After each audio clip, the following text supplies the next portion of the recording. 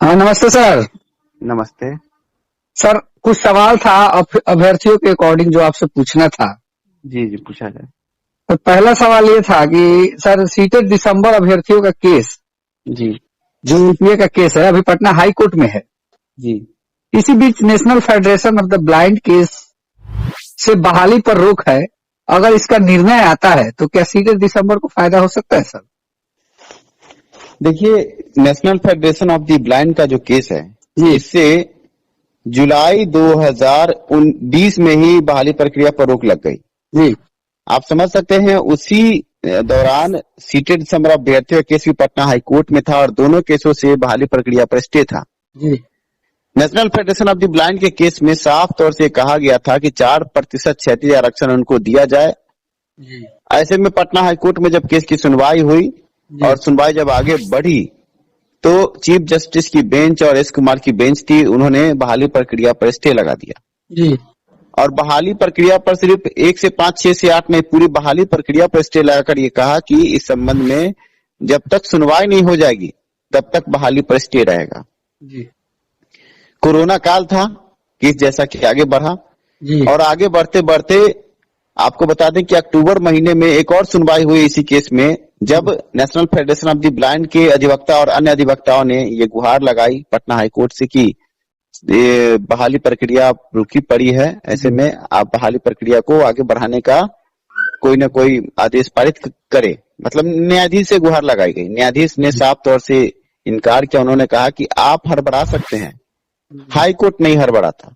जी आप समझ सकते हैं कि हाई कोर्ट ने इस मुद्दे को बहुत बारीकी से देखा है और इस मुद्दे के कारण बहाली प्रक्रिया जो अभी स्थगित है, यह स्थगित रहेगी जब तक फैसला नहीं हो जाता, क्योंकि इसके फैसले से दिव्यांग अभ्यर्थियों का भविष्य जुड़ा हुआ है। साथ में बहाली प्रक्रिया में फिर से आवेदन का भी एक मौका मिलेगा अभ्यर्थियों को। आप समझ सकते हैं जी कि बहाली प्रक्रिया, जो अभ्यर्थी ऐसा सोच रहे हैं कि स्टे नहीं है, वो गलत सोच रहे हैं। स्टे है, national Federation of the Blind के केस से है। बीच में क्या हुआ था कि शिक्षा विभाग द्वारा, जो माध्यमिक शिक्षा है और के निदेशक हैं अरशद फिरोज द्वारा, उनके द्वारा एक लेटर जारी किया गया और उन्होंने 1 से 5 और 6 से 8 की बहाली को छोड़ करके जो ऊपर की बहालियां थी स्टेट के माध्यम से 30,000 शिक्षकों की काउंसलिंग तक पहुंच चुका था वो प्रक्रिया, जी उस बहाली पर स्टे लगा दिया और इस केस का हवाला दिया। पर जो आपके प्राथमिक शिक्षा निदेशक हैं रंजीत कुमार जी, इन्होंने जी कोई भी इस पर जिक्र नहीं किया।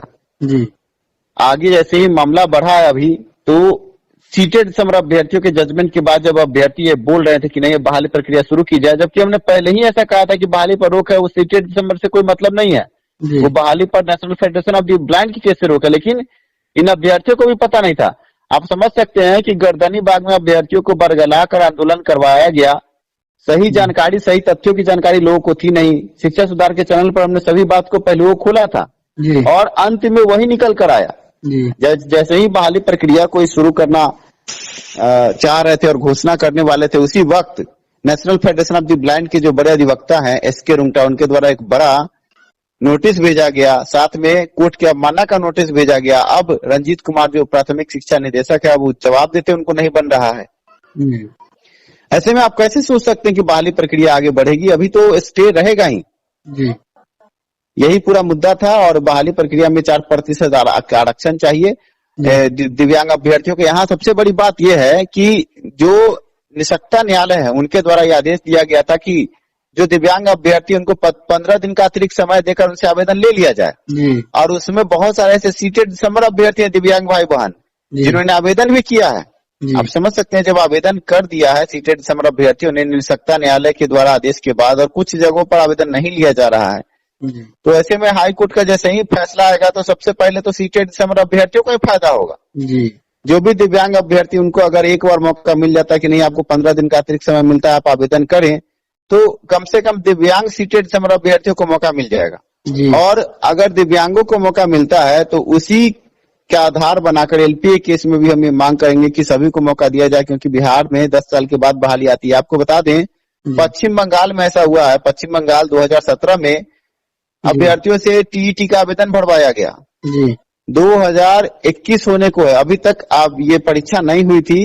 अंत में 2020 में जब परीक्षा की तारीख घोषित हुई तो जो अभ्यर्थी बाद में बीएड करके बैठे थे, वो अभ्यर्थी नारेबाजी करके आगे बढ़े कि हमें भी मौका मिलना चाहिए, हमने तो डिग्री हासिल की है ना, अब आप लेट से परीक्षा ले रहे हैं, इससे हमारी क्या गलती है। जी। तो आपको बता दें कि ऐसे मुद्दे पर पश्चिम बंगाल में अभ्यर्थी कोर्ट गए, कोर्ट में जाकर उन्होंने आदेश पारित करवा लिया, उनको फिर से आवेदन का मौका मिला और फिर वहां पर बंगाल टीईटी का आयोजन किया गया।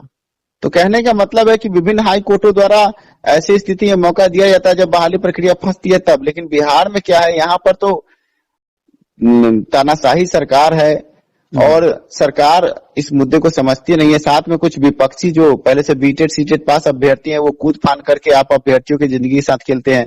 साथ में सीटेड दिसंबर अभ्यर्थियों के बीच में भी कुछ ऐसे हैं, दलाल हैं, चंदा चोर है, जो अभ्यर्थियों से पैसा ठग कर उनका केस खराब करते हैं। तो स्थिति ये है। जी सर, नेक्स्ट प्रश्न आपसे ये था सर कि एलपीए के केस में कब तक सुनवाई होगी? देखिए, एलपीए केस में अभी समय लगेगा, अभी कम से कम 15 से 20 दिन समय लगेगा। लिस्टिंग की जो कोशिश है हमारे अधिवक्ता द्वारा वो कराई जा रही है आगे की जल्द से जल्द लिस्ट हो जाए। आगे माननीय न्यायाधीश को देखना है, क्योंकि एलपीए केस में 2 जज बैठ करके आगे सुनवाई करते हैं। अब 2 जज का समय मिलना, साथ में हाई कोर्ट का शेड्यूल देखना, अब देखना होगा, 15 से 20 दिन लग सकते हैं। जी सर, इसमें 15 से 20 दिन तक का अभी समय खींचेगा। जी। National Federation of the Blind के केस की सुनवाई कब तक होगी सर? कुछ लोग कह रहे हैं इस केस से स्टे है, तो कुछ लोग इसमें कह रहे हैं कि सुनवाई से पहले ही बहाली का शेड्यूल जारी हो जाएगा। क्या ऐसा हो सकता है सर? लोगों को बेवकूफ मूर्ख बनाया जा रहा है। हम आपको बता दें जी कि 29 जनवरी को इस केस की आखिरी सुनवाई हुई थी। उस सुनवाई में सरकार के द्वारा पक्ष रखने की बात की गई। सरकार के अधिवक्ताओं का कहना था कि हम तैयार नहीं हैं। जी। अब आप समझिए कि जब तैयार नहीं, ऐसे में जो चीफ जस्टिस है उन्होंने खुद कहा कि जब तैयारी है ही नहीं जी। तो ऐसे में 3 सप्ताह के बाद या 4 सप्ताह के बाद इसकी हम अगली सुनवाई रखेंगे। जी। तो 3 या 4 सप्ताह का मतलब होता है कि कम से कम 1 महीना, जी। मतलब कि पूरी फरवरी सुनवाई नहीं होगी। सुनवाई होगी मार्च में, 15 मार्च के बाद इस केस की सुनवाई होगी। 15 मार्च के बाद भी तिथि निर्धारित नहीं है, सिर्फ ये कहा गया कि 3 से 4 सप्ताह के बाद इसकी अगली सुनवाई रखी जाएगी, डेट नहीं दिया गया था। जी। ऐसे में आप समझ सकते हैं कि मार्च में अगर सुनवाई हो करके अगर जजमेंट आता है और जजमेंट कहीं अभ्यर्थियों के पक्ष में आ गया, तो ऐसे में तो दिव्यांग अभ्यर्थियों को जो 15 दिन का समय दिया गया पूरे बिहार में दिया जाएगा। जी। तो 15 दिन की जगह अगर 1 महीने का समय मिल गया तो आप समझ सकते हैं कि 15 मार्च को अगर जजमेंट आता है तो आगे प्रक्रिया बढ़ते बढ़ते 25 मार्च हो जाएगा। 25 मार्च के बाद जब दिव्यांग अभ्यर्थियों को 1 महीने का समय दिया जाएगा तो आप समझ सकते हैं कि पूरा अप्रैल अभ्यर्थी जाएंगे नियोजन इकाई में आवेदन करने। लेकिन इस बीच में सबसे बड़ी बात यह है, विडंबना यह है कि पंचायत चुनाव सिर पर है। अब पंचायत चुनाव के बीच में अभ्यर्थी आवेदन किसको देने जाएंगे? ना ही वहां पर मुखिया कार्यरत हैं, ना ही सचिव कार्यरत होंगे, सभी चुनाव में लगे होंगे। तो ऐसे में हम कह सकते हैं कि 31 मई तक आचार संहिता के बाद ही अभ्यर्थियों से आवेदन लेने की बात होगी। 31 मई के बाद आवेदन होगा तो 31 मई से 31 जून, आप समझ सकते हैं कि अगस्त सितंबर तक ये बहाली प्रक्रिया अब आगे टल गई है। जी।